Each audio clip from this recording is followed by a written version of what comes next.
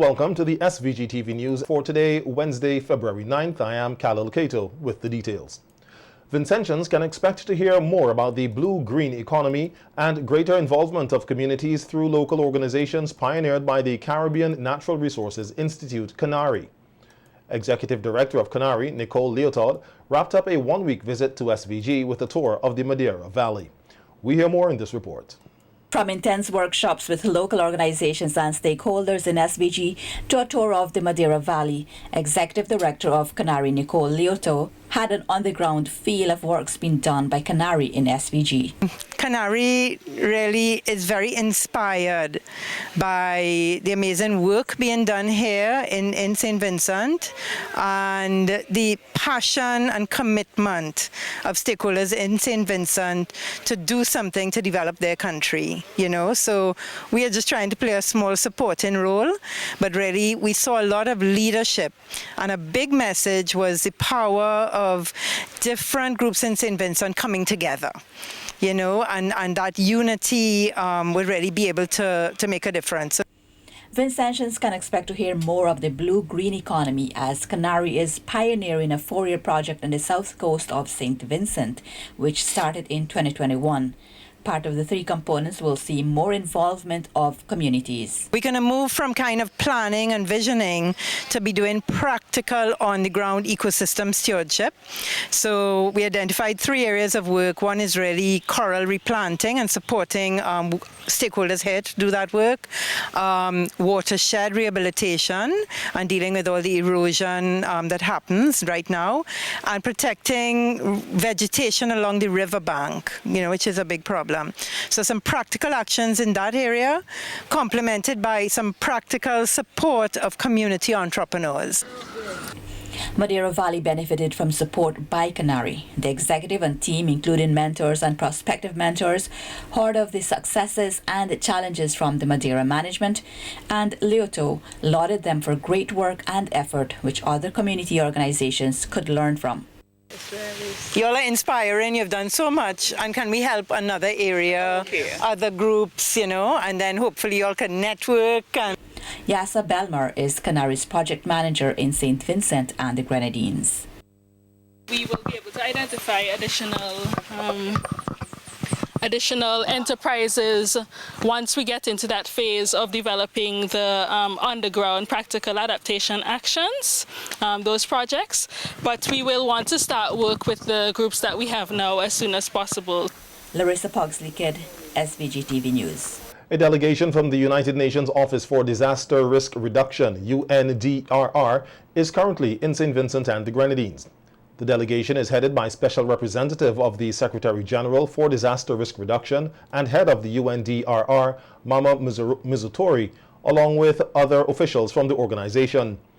They are here for a high-level meeting with government officials. According to the Ministry of Foreign Affairs, the meeting is to discuss ongoing initiatives in SVG, with a particular focus on policy development in building coherence between disaster risk reduction and climate change adaptation. The discussions also include the Making Cities Resilient 2023 initiative that was implemented in Arnesville and the advancement of multi-hazard early warning systems and other disaster risk reduction related matters. As the National Insurance Services, the NIS, gets ready to celebrate 36 years as a social security institution, Director Stuart Haynes says they are in a good place in regards to touching lives by providing protection for 52,000 plus Vincentians, of which the pension base is about 9,300 and the contributory base about 43,000. Haynes, who was continuing the discourse on pension reform on the VC3 Roundtable Talk program last evening, said the NIS has over the years maintained its relevance by providing social security protection for more than 45% of the Vincentian population. From an asset-based standpoint, our asset base is roughly 476 million, so we more than 20% of GDP. That is significant. So in terms of where we are now, what I will say, we are a significant, important social and financial institution because we are touching many lives, We have a very large asset base, of which 267 million is in the local economy. And also we have transformed a lot of lives. So just in 2022, we touched from a sickness benefit and short-term benefit employment injury over 20,000 lives. If you could recall, as a result of the pandemic, what we broadened our income support, and we provided the temporary unemployment benefit to over 1,200 Vincentian at a cost of 3 million. So we have touched lives. We also invested in the National Student Loan Company, and we have contributed to at least 500 plus Vincentian qualifying or attaining in terms of a postgrad or undergraduate degree. Higher education. So higher education. So we've done well on the social side. We've done well on the economic side in terms of our contribution, and we have done well with regards to meeting our promise, because Social Security is a promise to pay. So to date, we have met all of our obligations on time and in full. Noting that Social Security plays an enormous role in society with many moving parts, Haynes says they are now at the point where the total expenditure is growing much faster than their income, hence the need for reform. So that's where we are now. But we have a reserve to tap into so that we could supplement the gap between total expenditure and total income to meet our obligation. Right? So it's a clear sign that there's a need for reform. But this is the design of Social Security, because at the end of the day, for instance, when we started in 1987, the number of years required for pension was 3, and we gradually increased. Now we had 13, 14 years. To be 13 years to be qualified for pension. So it now, will change. Now it's 13 years at present. Yes, at present. Right, okay. For full pension, but we provide what we call a partial pension. So even though you have 10 years of contribution, then you will get what we call a partial pension. So we are at a place now, and when these plans were designed, like for instance, St. Vincent had and still continue to have the lowest contribution rate in the region. So in 1987, in 1986, under the NPF, the rate was 10%. When we introduced a more comprehensive program, we dropped the rate from 10 to 5.5. We were the only country in the region to do that. All these countries now have a contribution rate of 10%. But we took 3 decades to reach that 10%, because we were there before NIS, under NPF. We reduced to 5.5, we increased to 6%, then to 8, then to 10. So we took 3 decades to be there, whilst other countries regionally were always there. So given those design on the contribution side and also on the benefit side, we're at a point now where we're talking about reforming to ensure, one, the system remains sustainable, we provide adequate sort of a benefit, the income, the contribution rate we charge is affordable, we contribute towards poverty alleviation, and importantly is that we ensure that there's equity between generations. In this year's budget presentation, Minister of Finance, Economic Planning and Information Technology, Camilo Gonzalez, indicated that the government will take action on pension reform as the current public sector pension system is financially unsustainable. The first transshipment of tuna fish from the Rainforest Seafood Facility in St. Vincent and the Grenadines went off to the USA this week. The large quantity of tuna was brought in by Trinidadian boat captain Christopher Ragbir for the processing and shipment from the Rainforest Seafood Facility at Calliaqua. Ragbir says that it was a pleasure to be a part of the pilot project to export yellowfin tuna through the Rainforest Seafood Facility. And it's a pleasure for me to be the first one here on this pilot project. And as I mentioned to the guys that once everything is successful and we are comfortable with how it is done, we intend to bring more business to them. And I would like to see that happening, because viewing the compound and the facilities, it is up to standard, and would really like to see more fish passing through here. And St. Vincent being one of the main places that we acquire our bait to catch the fish, it will be nice to at least come here, offload the fish and make a turnaround and head back out fishing. And I think once that is possible, we would be seeing a lot more fish and a lot more boats coming through here. So even with you wanting to up the game, I think this is the start, and so far we have started the process already, and it is going very well. Country manager of Rainforest Seafood, Stephen Seymour, said that he is happy that things are working out well for the company in St. Vincent and the Grenadines. We've always heard of the blue economy and how much it is important to the economy of St. Vincent, and we are seeing it happening now. We are seeing the evidence. We have started receiving tuna directly from a longliner, comes into our port in St. Vincent and come to our plant to be shipped out. Here in our facility, we obviously are a seafood processing plant. We can handle all these different varieties of seafood, conch, lobster, fish, and all the different pelagics, ballyhoo, flying fish, all these different species can be handled right here in our facility. It's good to see this improvement, this step up, this another level of the game in terms of this industry, where we move from pirogues to trawlers. It is vital, it's necessary for this economy, for this blue economy, and for this seafood industry to really take off. And we are very glad to see our captain here and to have this shipment going out from our facility. Would love to thank the investors for believing in St. Vincent and believing in this project and putting their money here and have this facility going. That's Rainforest Seafoods Jamaica and our CEO Brian Jardim and team. So everybody's grateful. We're looking forward to better things going forward. Equally excited with the accomplishment, the Minister of Agriculture, Forestry and Fisheries, Saboto Caesar, says it is an added boost to the government's quest in establishing a national tuna fleet. We held discussions recently with several providers of vessels from the United States of America, and we recently had a visit from the Alba Bank.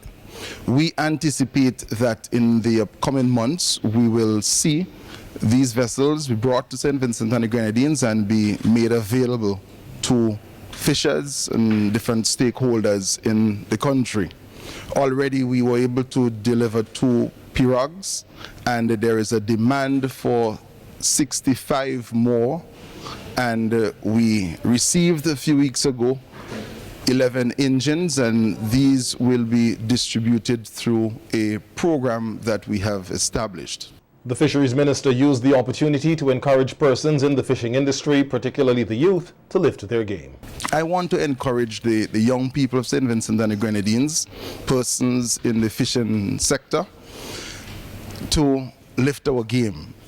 It is very important that we are able to attract different vessels coming here to St. Vincent and the Grenadines for transshipment, but we want very soon to be able to boast of having our national fleet as well. And I want to also note to persons who are very interested in the fishing industry that we will be providing the requisite training that will enable us over time to increase the number of persons from St. Vincent and the Grenadines who will be bringing important human resource capacity to these vessels.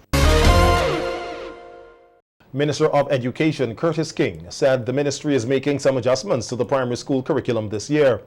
Speaking on NBC Radio's face-to-face program yesterday, Minister King said they will be examining the entire education system. Hence, they are starting at the foundation level. The role that we wanted to play in the transformation of the society, then we have to examine our entire education system with a view to making the necessary adjustments to put it in that position where it could play such a role. And so we are looking at the primary schools this year. And what we are seeking to do there is to examine the curriculum, and we have started that process. and make some adjustments to the curriculum. The Education Minister said following consultations with stakeholders, the adjustments in the curriculum would be made. We have to address the matter at the foundation level and get it right up to the top. Yes, we have done a lot of work in this area, and so we are hoping that through our consultations and so on, soon we'll have some decisions as to what are the adjustments we'll be making to the curriculum at the primary school level. But certainly the efforts would continue with the primary education, and we have sought and received support from a number of partner agencies to carry out some of the work that we want in the entire education sector, but more so also in the primary sector. The Ministry of National Mobilization, Social Development, Family, Gender Affairs, Youth, Housing and Informal Human Settlements is seeking to establish an avenue where males can express themselves and empower each other. This is according to Minister Orlando Brewster, who was also speaking on an NBC Radio face-to-face program earlier this week.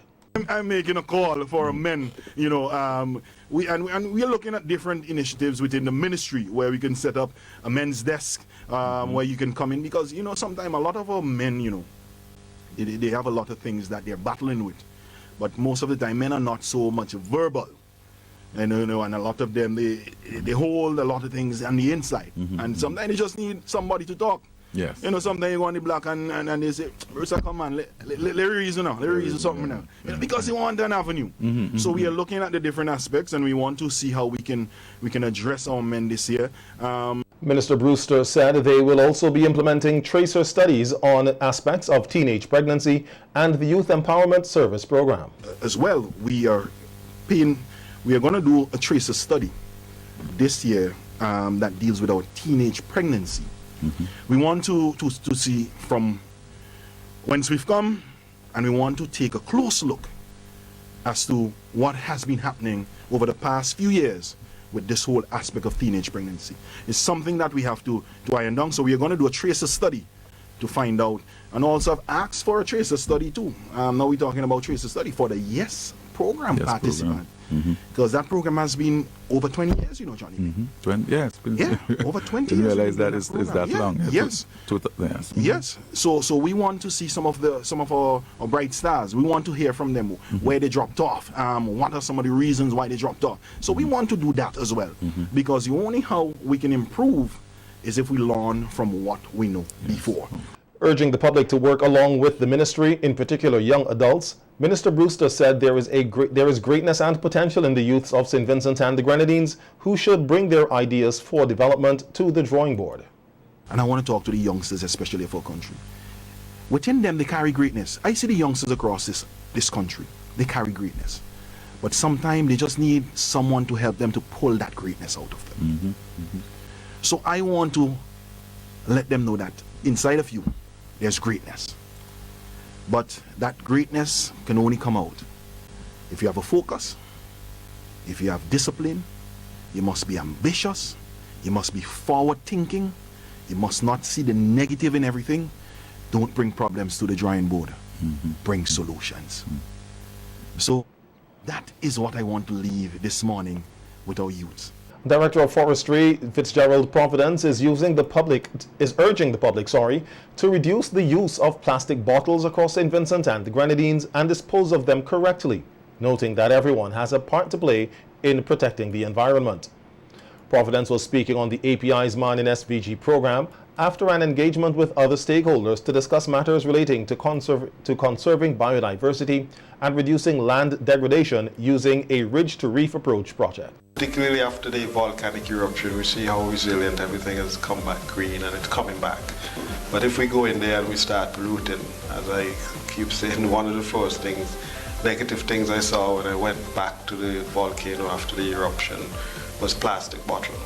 That should never been there. So we need to reduce our use and discarding of plastics and things like that so that we can protect, because there's a video that was produced for another project some years ago where they put a plastic bottle at the top of the hill in Greg's, and it came all the way down to the coast, and that plastic remained there until someone picked it up.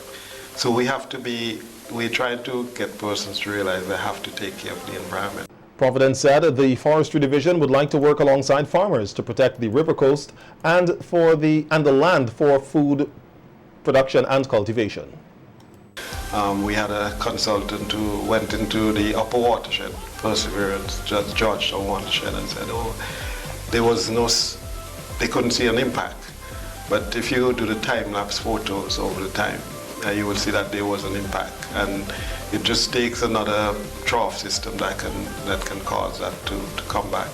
So the resilience is there, and once we work with the environment and work with communities and protecting areas, we want to work with the farmers in the watershed areas to protect the river courses, also protecting the land in terms of having a neutral land degradation initiative in terms of we have to use the land to produce, but we have to protect it as we produce. Speaking on the UNDP's Ridge to Reef project, which SVG is a part of, the forestry director explained how the collaboration came about. But the Ridge to Reef sort of describes it, because if you look at St. Vincent and the Grenadines, in particular mainland St. Vincent, it's a main ridge of mountains in the middle, and they radiate off. And all of our rivers and streams radiate off the mountain, and anything you do in the mountain ends up in the sea. So the watersheds are described like that in terms of from the ridge, the top of the ridge is right down to the coast area. And because they're so integrated, the impact, we have to look at it really from that sort of integrated and holistic. The UNDP Ridge to Reef project, the UNDP Ridge to Reef and IWECO project coordinator McKinney Barrow said the project will provide employment opportunities with adequate training for persons in St. Vincent and the Grenadines. So the project is not just, a talk shop or just like activities, but the activities also foster some sense of training, education, and employment, whether it's short-term or, getting you into the door. So the project is also building employment and opportunities for persons in St. Vincent and Grenadines.